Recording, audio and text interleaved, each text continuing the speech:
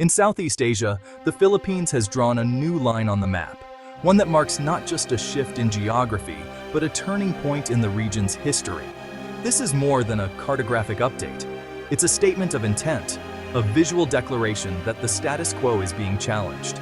The South China Sea, a vital artery for global trade and a flashpoint for international power, is now the stage for a bold declaration in a tense standoff that has captured the world's attention. By unveiling this new map, the Philippines directly challenges China's sweeping claims, sending a clear message that Manila is prepared to defend its rights under international law, no matter the cost. The South China Sea is not just a regional concern. It's a global crossroads where trillions of dollars in trade flow each year, and where untapped resources, oil, gas, and fisheries hold the promise of prosperity or conflict.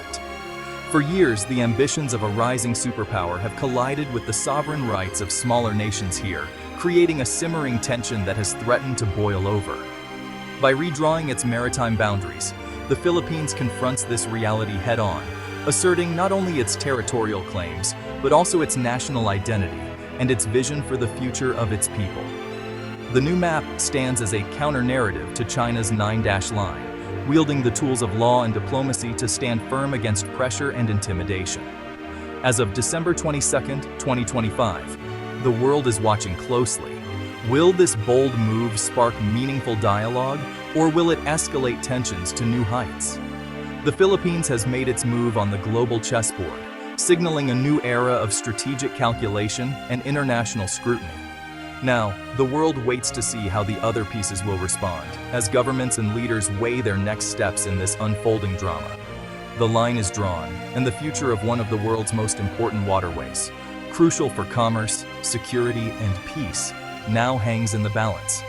The stakes have never been higher, and the world holds its breath as history is written in real time.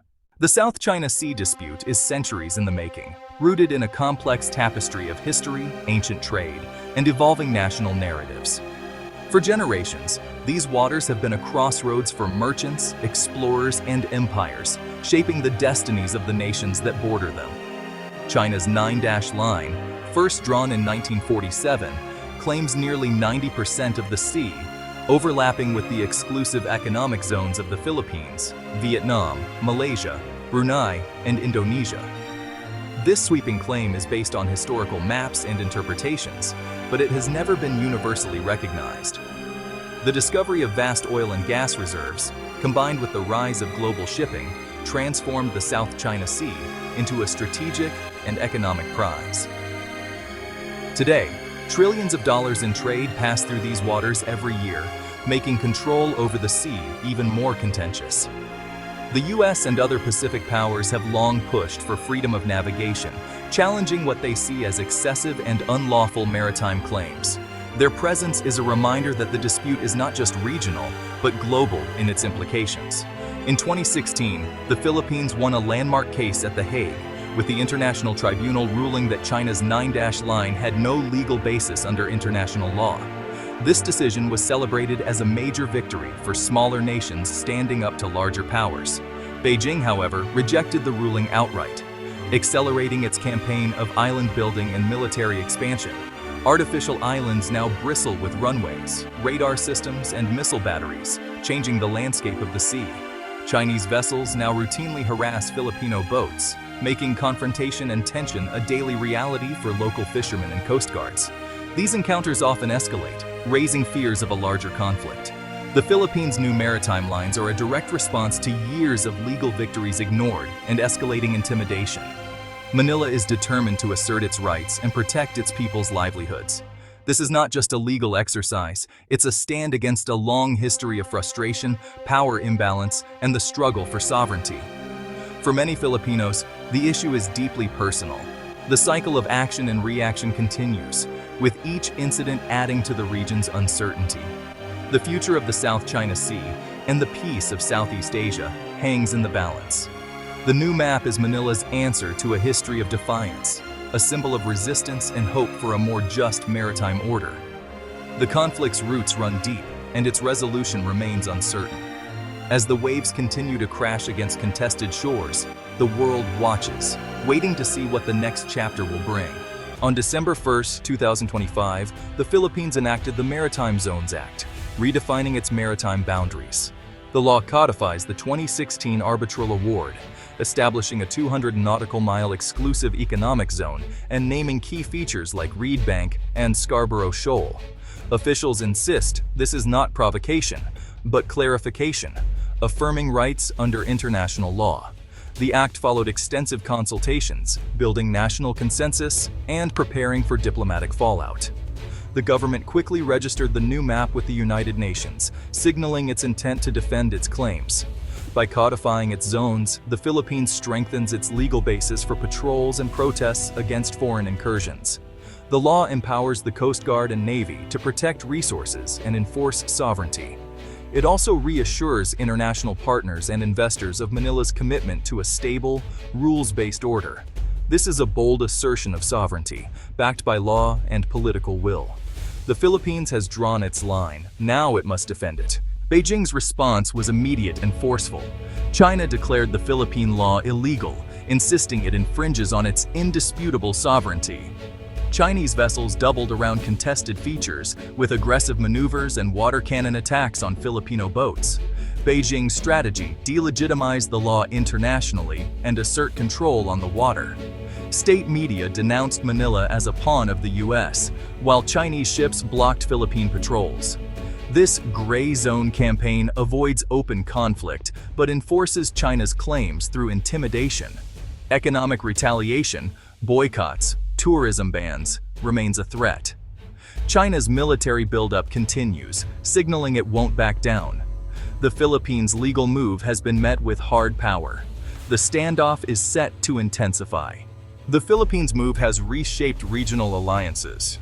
The US quickly reaffirmed its defense treaty, increasing joint exercises and naval presence. ASEAN's response was cautious.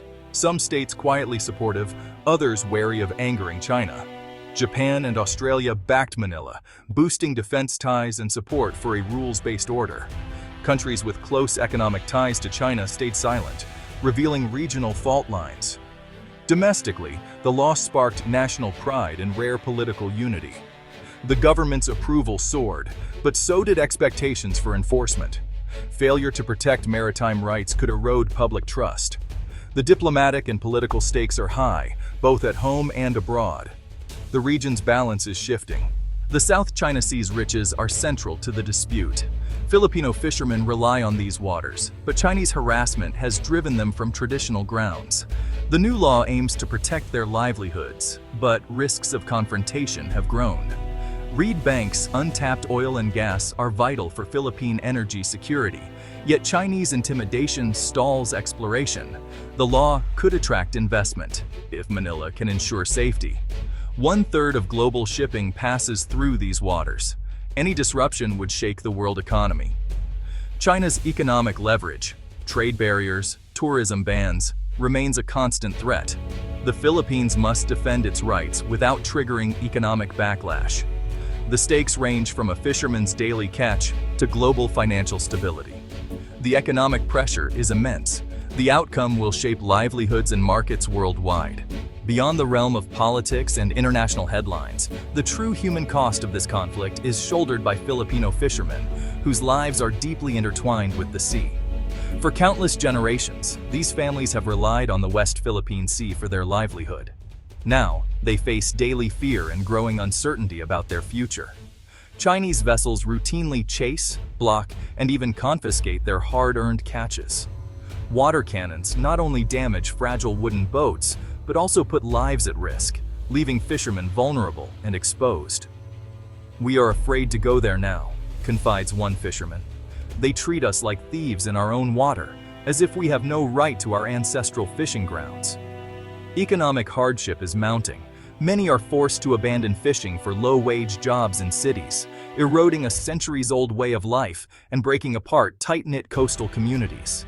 Anxiety and despair are rising in these coastal communities, as families wait anxiously for loved ones to return, never certain of their safety. The sea, once a source of abundance and hope, has now become a battleground, marked by tension and uncertainty. The new maritime law offers a glimmer of hope. Fishermen urge the government to turn legal lines on maps into real, tangible protection at sea. For these fishermen, this struggle is about more than just livelihood. It is about survival, dignity, and defending their national identity. Their fate is the true test of Manila's resolve and the government's commitment to its people. The law's success will ultimately be measured on the water, not just in courtrooms or through diplomatic statements. The ongoing struggle of these communities is the very heart of the conflict, shaping the daily lives of thousands. The stakes are deeply personal and profoundly felt, touching every family and every generation. The world should not look away, for what happens here echoes far beyond these shores. Experts see Manila's move as a calculated step in a long-term strategy.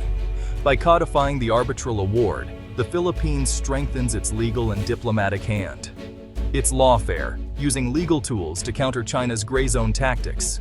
But without stronger naval and coast guard forces, enforcement remains a challenge. China respects power. Legal victories alone won't keep its ships at bay. US support is crucial to making the law meaningful. Economically, the law could unlock resources but risks Chinese coercion. Diversifying trade partners is vital to reduce dependence on China. Within ASEAN, Manila's move could expose divisions or spur progress on a binding code of conduct. The region's unity is at stake. The ultimate test: can law and alliances outweigh raw power? The chessboard is set, but the endgame is uncertain. The Philippines has charted a bold new course in the South China Sea. This is more than law. It's a stand for a rules-based order. Manila's move is a response to years of encroachment and a message to the world. Tensions are high. The clash of legal principles and power politics is at its peak. The stakes touch fishermen, global trade, and the region's stability. The world must now choose: support the rule of law, or let might make right. The next chapter is unwritten. Will this spark dialogue or danger? The line is drawn. The world is watching. What's your take on this critical issue? Join the conversation below.